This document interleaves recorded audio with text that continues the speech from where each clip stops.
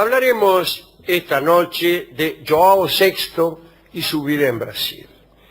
Pero ayer empezamos a hablar de Juan VI de Portugal. Sí. Y entonces vamos a hacer un resumen de lo publicado. Ayer contamos cómo el rey João de Portugal tomó la decisión, una decisión única en la historia, de mudar toda la corte a una de sus colonias, en este caso Brasil. ¿Por qué? Bueno, porque el país estaba siendo invadido por las tropas de Napoleón, comandadas por el mariscal Junot. Se fueron 15.000 personas, que eran toda la administración, no solo la corte, no eran solo los macanudos. La administración pública, ¿no? El director de esto, director del otro, en fin, los archivos. Todos se lo llevaron al Brasil, de Lisboa al Brasil. Cuentan los que quedaron en Portugal que la pasaron mal. Mientras los 15.000 viajaban a Río de Janeiro, al Brasil, el mariscal Junot llegó a Lisboa y desfiló escoltado por 6.000 soldados, que eran prácticamente la mitad de todos los que llevaba, ¿no? Muchos habían muerto de hambre, no los soldados, sino los pobladores de Lisboa. Otros asesinados o heridos, me refiero a los soldados. Sí. Porque había sido muy sangrienta la lucha, ¿no? Las tropas napoleónicas contra los portugueses. Lo mismo pasó en España, donde la intervención napoleónica fue siniestra y sangrienta. Bueno, el estado de las tropas de Junot era lastimoso. Venían medio estropeados, como se ha dicho, y la primera proclama del mariscal Junot fue esta, la tengo aquí. Es original. Original, dice. Moradores de Lisboa. 2 puntos. Vivir sosegados en vuestras casas. No temáis cosa alguna de mi ejército ni de mí. Los únicos que deben temernos son nuestros enemigos y los malvados. El gran Napoleón, mi amo, me ha enviado para protegeros y yo os protegeré. Qué sospechoso suena eso. Pero parece que la ocupación fue breve. Se impusieron contribuciones altas y, por ejemplo, quedaban prohibidas las reuniones, la música, el tañido de campanas.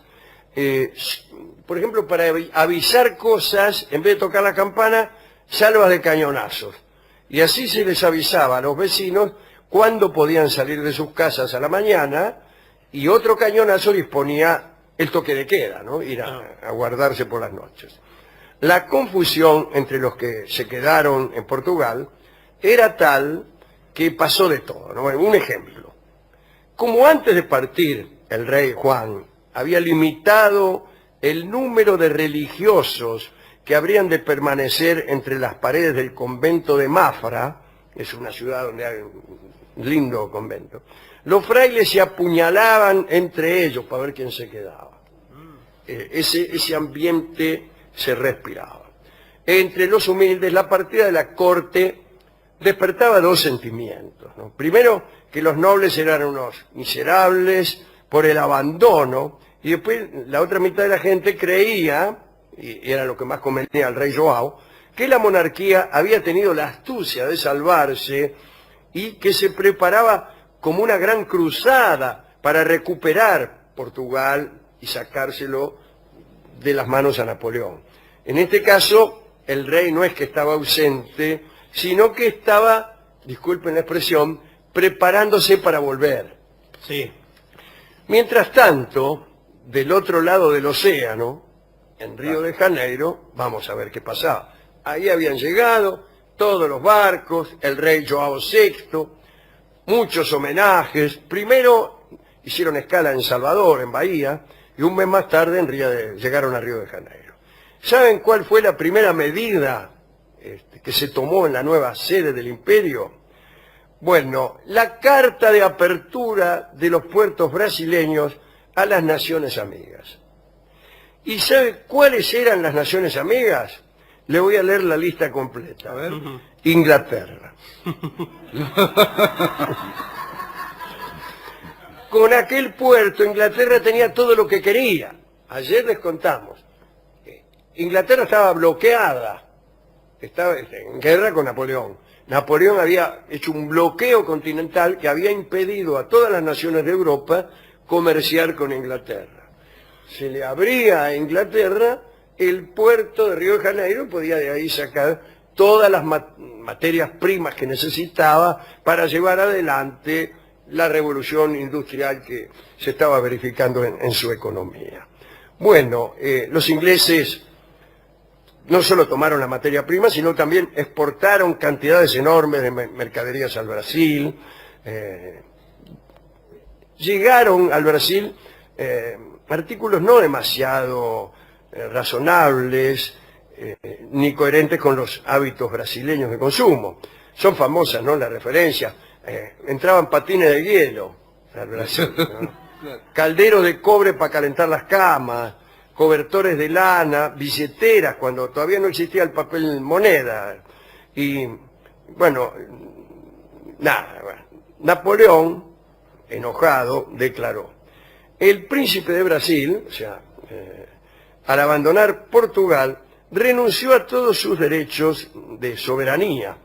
Así que la casa de Braganza era la familia, ¿no?, de los reyes de Portugal. La casa de Braganza, dijo Napoleón, ya no reina en Portugal. Lo que quiero decir es que iba todo mal. Y mientras estuviera Napoleón, João solo sería príncipe de Brasil, porque a Portugal no podía volver nunca. En Río de Janeiro el virrey era Marcos de Noronha e Brito, conde de Arcos. Imaginen la cara del tipo cuando se enteró que le llegaba la corona entera. Claro. O sea, él era virrey del Brasil. Y se le viene toda la corte de Portugal, ¿y dónde qué quedó haciendo? ¿Qué va a hacer? Me imagino que primero lo habrán rajado de donde se alojaba. Y sí. Me ha dicho, mire, vaya a un lugar más home, porque acá va a venir el príncipe João. El caso es que se decretó la ley de los aposentos, que intimaba a los propietarios a desalojar sus casas para dar abrigo a los hidalgos que desembarcaban en Río con la corte, a los macanudos de la corte. Entonces, a ver si se rajan de sus casas, señores. Las viviendas elegidas eran desalojadas mediante un procedimiento sumario. Se escribían con tiza en la fachada la letra PR, cuyo sentido oficial era príncipe real, y el pueblo decía que aquello quería decir predio robado. Bueno, imagínense una ley así. Sí, claro. Usted se va a tener que mudar de su casa porque va a venir el marqués de no sé qué. Una expropiación Sí. Así. Sí, claro. inversa a la reforma agraria. Bueno, la nueva administración advirtió que debía endulzar un poco a los perjudicados, Sí. ¿no? Entonces, nada mejor que darle alguna distinción. Y João fundó el Registro General de las Mercedes y otorgó 235 títulos de nobleza e instauró la Orden de la Espada. Hizo caballeros y comendadores, como a 4.000 niatos. Te sacaban la casa, pero te llamaban conde de Chiclana. Sí. ¿No? Así que, bueno. Empezaban, desde luego, las canciones populares a flotar por ahí. Hay una famosa que dice algo así como: quien roba poco es ladrón, quien roba mucho es varón, y el que más roba y esconde va de varón a vizconde. Bien. Don João practicaba la caza y pasaba muchas horas en lugares apacibles, reposando en barracas o debajo de algún árbol.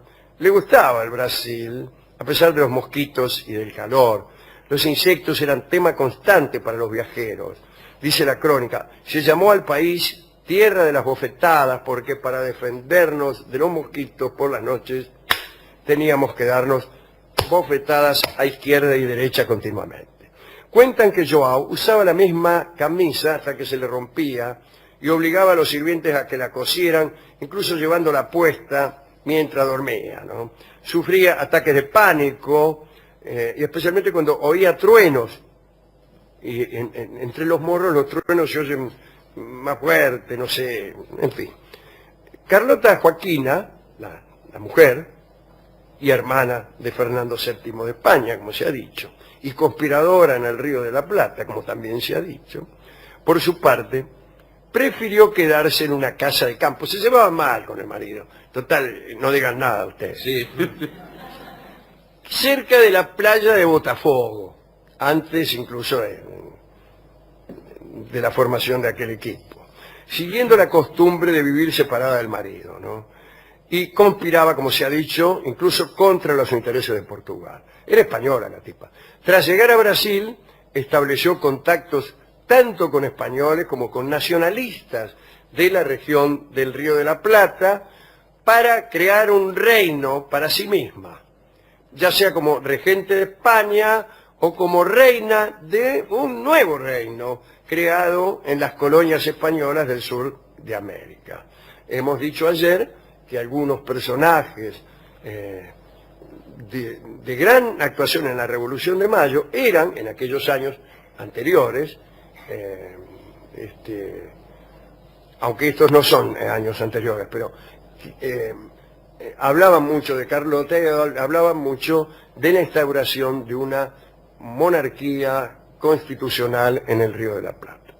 Bueno, a la población local de Río de Janeiro le parecía que la comitiva, bueno, era rara, ¿no? Vestían como en invierno,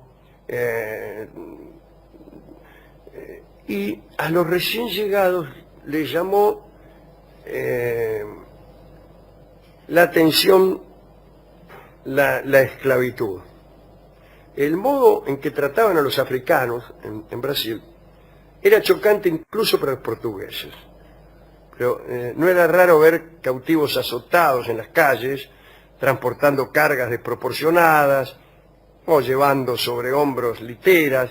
Pero bueno, eso ya no se veía en Lisboa. De todos modos, hay que decir que la administración real fue brava también con los negros y con los indios. A los negros los perseguían porque había rebeliones constantes, ¿no? Un fenómeno que le llamaban haitismo, por Haití. Recuérdese que la primera nación americana que obtiene la independencia, sí, yo creo que sí.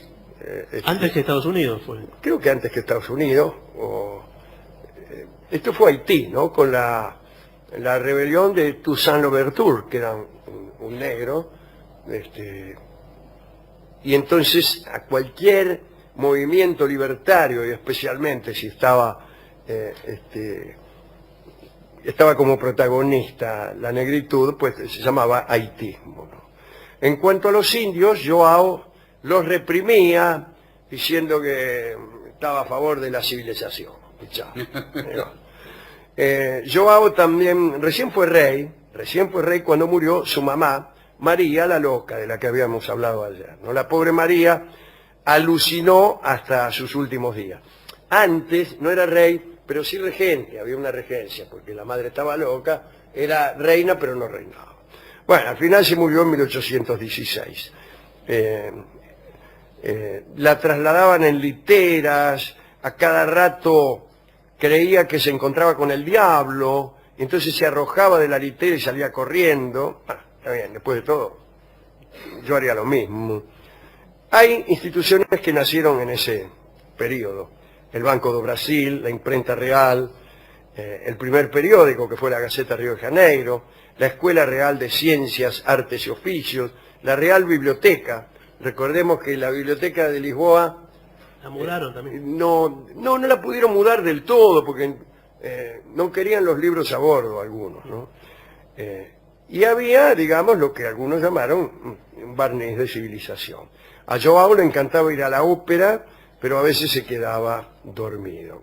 Cuentan que siempre se despertaba en la ópera, ¿no? Asustado, y preguntaba, ¿ya se casaron? Claro. En 1814 Napoleón había sido derrotado y estaban dadas las condiciones para que Joao regresara, ¿no? En principio Portugal se había transformado prácticamente en un protectorado inglés, ¿Y saben quién gobernaba ¿Quién? ese protectorado inglés? Claro, Portugal. Se van los franceses, derrotados por los ingleses. No está la corte portuguesa, que está en Río de Janeiro. Claro.